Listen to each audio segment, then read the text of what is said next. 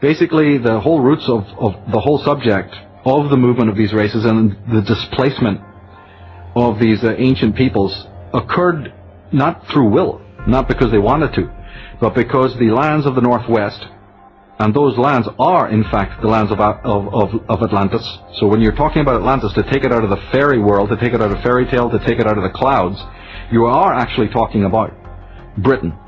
You may also be talking about northern Scotland, you see, Scandinavia, Iceland, Denmark, and even you may be talking about the Arctic as being one great fertile continent of ancient times. There's a lot of corroboration in the science world for this, recent discoveries, etc. Now, the devastation that hit the globe was particularly destructive there. And so what happened then is that those people, just as you saw in the Indonesian tsunami, people just don't sit around, having cups of tea when a tsunami hits. They're forced to move, and move very quickly.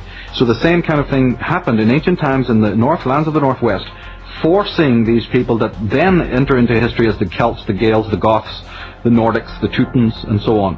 And in my work, there is no problem, absolutely no problem whatsoever, in accepting that these individuals from these hemispheres, you see, then had to move. And they moved southward, and they moved eastward. And we find out from their own records that they did so, and you find out from the records of the people that they visited that this was so.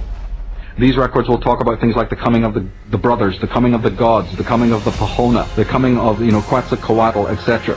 All the nations talk about the visitation of, the Nordics, or the Gothic men, the men of the stag, the men of the goat, the men who had excellent healing abilities, who were very up on geomancy, who were very brilliant mariners, who were excellent astrologers, who were expert horseback riders.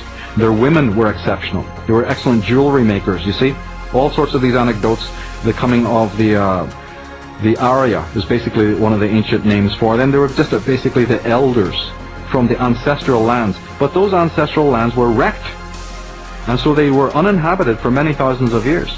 And this then assisted later historians to create the concoction of history that we know today, in which it seems very plausible that in fact elements of civilization came out of the east. Like you said, the cradle being perhaps Mesopotamia and India. The only trouble with those theories is, as I said, if you go to the work of those ancient tribes, in fact, if you even physically go today and interview people at Banaras and people in Punjab, anyone from India, they don't believe anything of the sort. They're the first to tell you. Their ancient chronicles like the Srimad Bhagavatam and the Mahabharata and the Ramayana and the Vedas are the first to tell you.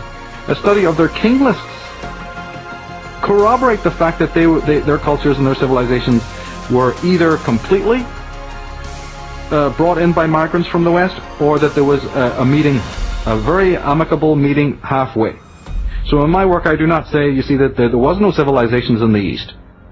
But the powerful elements, the zodiac for instance, you see, and certain other elements of writing can be found, and they bear these Western elements. So when a scholar like L.A. Waddell, Commons Beaumont, Conor McDarry, and in an American context, two people that Americans should know about KMO, which is Ignatius Donnelly, as I mentioned before. He was a good friend of Abraham Lincoln. And the great Barry Fell. But then you also have in recent times, more in a biblical context, the John Allegros. And now, of course, in recent years, you have even more scholars, coming out a little bit higher profile to bring these controversial ideas together. But you see, the Earth went through these physical changes. And this prompted then the mass migration of Western people, Northwestern peoples, into the lands.